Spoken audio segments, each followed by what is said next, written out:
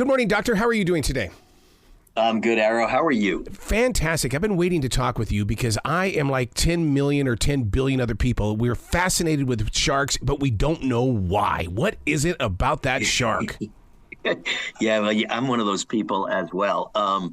I think we've just never outgrown our childhood fascination for big, charismatic, megafauna. I think it's the fact that they're such amazing animals that have thrived over, tens of millions, hundreds of millions of years. And I think there's the fear factor, the danger element that's associated with sharks. They bite people, and we're afraid and we're drawn to things that bite us for some strange reason. So I think it's a combination of those aspects of it that keep many of us, riveted when it comes to these animals. You talk about being bit by a shark. I mean, are they really that big of a monster in our lives, or is it just more mind over matter? It's a figment of our imagination that's gone wild, really. The reality of shark attack is, we can look at the numbers. The numbers say it all. There's less than 100 every year on a global scale. Less than 10% of those are fatal. So it's really a low risk for human beings, incredibly low risk. Yet we dwell in it. We're fascinated by it. We're drawn to it, and it's amazing to me. And I think it has. It's just because these are wild animals that can hurt us in a modern society. Now, people need to understand that you actually help out these East Coast cities as well. Because, I mean, if there's a shark spotted, don't they call you or don't you send out a warning saying, hey, look, there's some activity in your area right now? Yeah, we work really closely with the Atlantic White Shark Conservancy, which is the nonprofit here on Cape Cod. All our research is basically parsed out through them. And one of the things they have is an app called Sharktivity. And so anytime we see a white shark, or the public does, and we vet that information, it goes up on that Sharktivity app so that the public can be aware. Mm-hmm. Obviously, we don't know where every white shark is all the time. So people really shouldn't think of it as a public safety tool, as they should think of it as an educational tool. One of the things that fascinated me with an interview that you did recently is when you bring them on board the ship. See, we think you're with them for the shark for maybe 25, 30 minutes. It's not that at all. I mean, you've got to work fast, don't you? Well, that was when I partnered with a group called O-Search, and then that was over 10 years ago. Those guys will capture the shark and bring it up on the ship to sample it. We've moved away from that sampling technique, quite frankly, because we're tagging sharks extremely close to swimming beaches. And we think that if you handle these animals too much, you could change their behavior. Ooh. And that's the last thing I want to do. So we have a different approach to tagging white sharks. We will tag them while they're swimming. We won't capture them. We won't take them out of the water. But not that there's, concern. It's just that we don't want to take any chances when it comes to their behavior. And so we use a free swimming tagging technique. I'd love to see your database. Or a shark map somewhere. It's like, oh, there's Johnny, man. He's swimming down there by Florida today. Yeah. Sharktivity will show you that. It's kind of cool. And I'm fascinated by it because, I've gotten to know some of these sharks now for, almost a decade. Wow. And, we see them every year. We see them in Cape Cod. And then they travel as far as the Gulf of Mexico, and then they come right back to Cape Cod, which is, to me, a remarkable navigational ability. What are you noticing with climate change with the sharks? Because they have to have a specialized water, do they not? Yeah, the movements of white sharks, their distribution, their range is driven by water temperature. They're not here in these northern areas in the winter. So as things cool off, they leave. One of the things we're intensively studying is, as our climate changes, how is that going to affect the distribution of white sharks? And what we're seeing is it's likely that they'll arrive a little bit early, maybe stay a little bit longer, depart later, as our summer season becomes a little bit more protracted. Yeah, but they're definitely locked into water temperature. Historically, we know white sharks occur as far north as Canada and Newfoundland. Yeah. So that hasn't changed, it seems, not yet at least. Yeah. Well, I've seen those stories where they say wherever the seal is, so is the shark. Yeah, that's true to some extent, but they do follow that prey, and particularly larger white sharks in excess of 9 feet long. They target seals, but they're also fairly opportunistic. They'll eat other sharks, dolphins, porpoises. They love to scavenge whale carcasses, Arrow. They really do. They're really big. They'll follow the migration of whales, hoping that when one goes, they're able to scavenge it, and it provides them a healthy meal. Yeah. Speaking of following things, how important is the drone nowadays with these schools of fish? Do you watch them to see if it's like, this could be one of those areas where a shark could show up? Yeah. In Chasing Shadows, I think what people see is the evolution of technology as it parallels my career. And the new tools that we use these days, including drones. The state of New York now has invested money into using drones for public safety and detecting sharks. We're using drones ourselves to observe shark behavior as it relates to, where swimmers are. And so we use it as a phenomenal tool to get a bird's eye view of how these animals behave. Wow.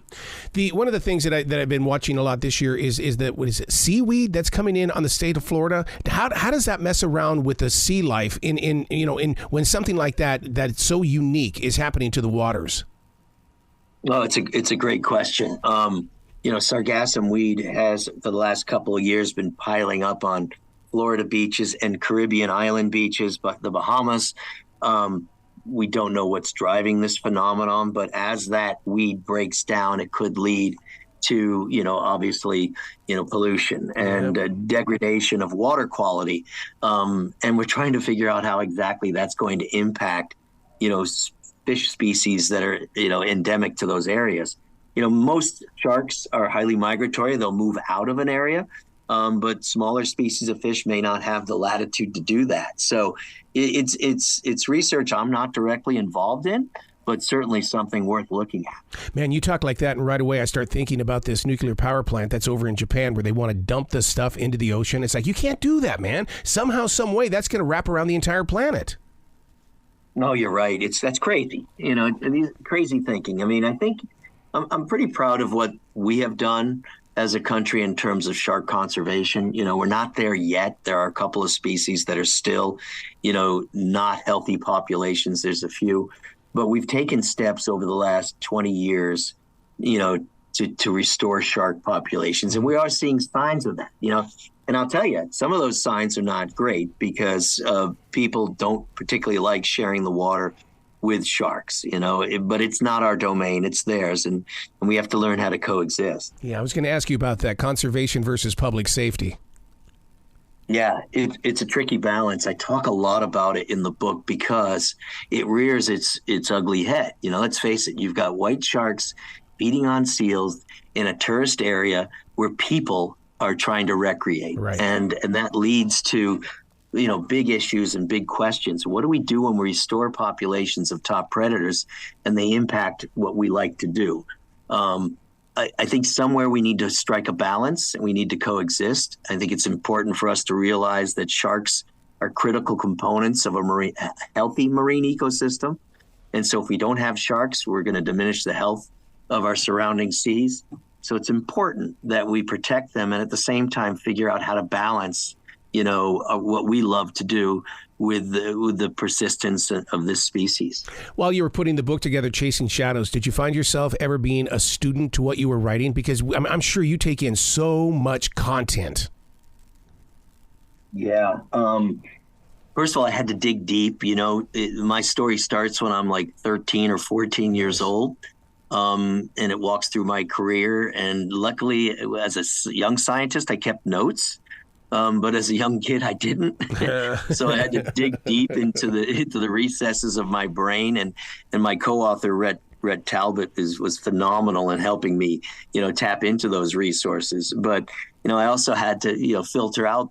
There's so much you want to put on the page. Mm-hmm. And at the same time, I didn't want to bore the hell out of everybody with all the technical science I've written, in the papers that nobody reads except other scientists. So I think we really transformed this with Ret's help into a fun adventure, and it's about white sharks. It's about, my work with basking sharks, blue sharks, Greenland sharks, my development as a young scientist and my quest to become a shark biologist. So I hope, I hope I educate people. I hope I entertain them, and I hope I inspire young people.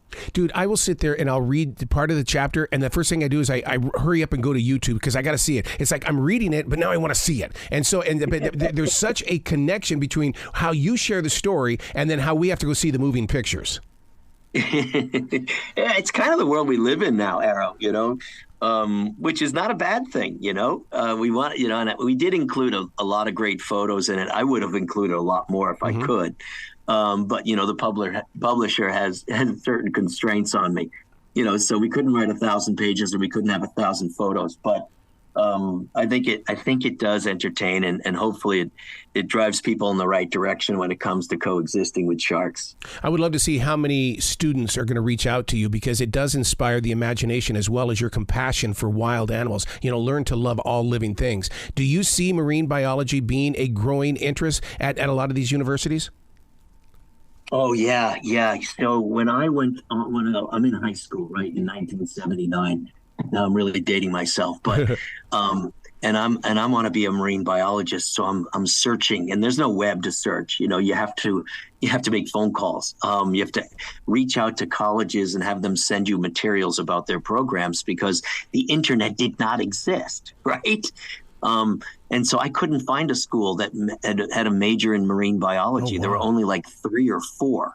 But now they're everywhere. So we've seen a massive expansion in programs in colleges, universities related to marine sciences. And I think that's wonderful, because there's demand, particularly as we head down the road of climate change and alternative energy sources like wind energy. My agency, the Division of Marine Fisheries, where I work, we've lost a lot of highly qualified scientists because wind energy is buying those folks up. Oh, that's wow. a good thing. It's bad for us because we're losing good scientists, but we'll get new ones, but there's a lot of demand out there, particularly as we realize how much we've impacted our ocean environment. We need talent out there to help us fix it. You bring up an interesting point in the environment, in the way that, okay, so they've had, the fish and the shark had to adapt with the atmosphere that we gave them with all this pollution. As we clean up the air, what is it going to do to their evolution? Well, good question. I'm hoping it brings them back, and we're seeing signs of that. The media obviously has been harping on, a number of bites off Long Island, but that's a clear sign that the sand tiger shark population is responding to protection and coming back into areas. Sharks leave when the environment's not good for them, and for them to come back, it's a good sign. It's not great for people in some cases, but it's a good sign. The same with white sharks off Cape Cod. They're coming back to places where they once existed. Seal populations. We can give examples of this. We have a long way to go, but we have examples where conservation has succeeded and worked. And I think we need to stay on that trajectory, even though it might result in instances where interacting with sharks, it does happen. Speaking of interacting, I'm a bird person, so I can sit here and see how the cardinal speaks to the crow, who speaks to other animals to warn about the hawk around the area. But then you see vultures around, because the hawk isn't going to eat everything, so the vulture has to clean it up. I see the shark as the vulture. But what is connected to the shark's life in their circle? Well, and what you bring up is the simple fact that the shark in general, sharks in general, we can talk about the white shark, but sharks in general, I hope it comes out in the book, are critical components of the food web, the marine ecosystem. So we need our sharks because they exert top-down pressure. They're not just scavengers that swoop in. They're actually species that target other species and keep the ocean in balance. And so we can't remove them, or we're going to have an unhealthy ocean, and we need to have them come back. But very rarely are sharks social animals. They are part of the food web. And white sharks in particular tend to be very, very solitary creatures. You may find them in the same area at the same time, but it's like having a whole bunch of customers at the same restaurant. They don't necessarily know each other. And in some cases, they don't get along. We've had instances where white sharks clearly show signs that other white sharks have bitten them. Wow. And so they don't necessarily play nice with each other, but they do fulfill a very, very important role. What is it like for you to step into an aquarium? I mean, because you've spent so much time on the open waters. I mean, to step into an aquarium, I understand what they're doing there, but at the same time, that shark isn't free. Yeah, that's, I get mixed emotions. Yeah. Because, as a young kid growing up outside of New York City and Connecticut, my exposure to marine life was largely through television and through public aquariums. So I'm a huge supporter, and I'm affiliated with a couple of them here in New England and Connecticut. And so I support them, and there are some species that do really, really well in captivity. And I think that aquarium keeping has come a really, really long way when it comes to maintaining the health of captive animals. And I think of it also as a positive vector to educating the public. There's a lot of kids out there like me back then. They're not going to see a live shark unless they go to an aquarium. They're just not. So my first time seeing a live shark was at, New England Aquarium in Boston. And they have great scientists there, and they have great curators of fish. So, as much as sometimes I become chagrined because they might have a species that doesn't look like it's all that healthy, and I'm not talking about the New England Aquarium, but other places, around the world where their standards is not as high, I also think about that young kid, that young Greg Skomal that was inspired many, many years ago to do what I do today. Yeah. I go ballistic when I'm out on a pier here in the Carolinas and somebody pulls in a baby shark and they decide not to put it back. I just go ballistic. It's like, dude, you can't do that. Let him go. Yeah, the trash fish. They don't want the trash fish. It happens here. I had people last week reach out to me and say there's a whole bunch of dead, small sharks on the beach here. And I go, well, I know how that happened. That's a fisherman going after something else, and he's frustrated, and he throws the nuisance, the trash fish, on the beach. So, it happens, unfortunately, but we're trying to change that mindset. Do sharks feel panic? No, I mean, like most animals, they'll exhibit, fight or fright reflexes. In other words, if they're trapped or cornered in some way, they're going to either fight their way out or they're going to flee, so that happens. I think we sometimes think of all marine animals having a fairly, high intelligence. I think certainly the higher vertebrates like marine mammals, complex social relationships.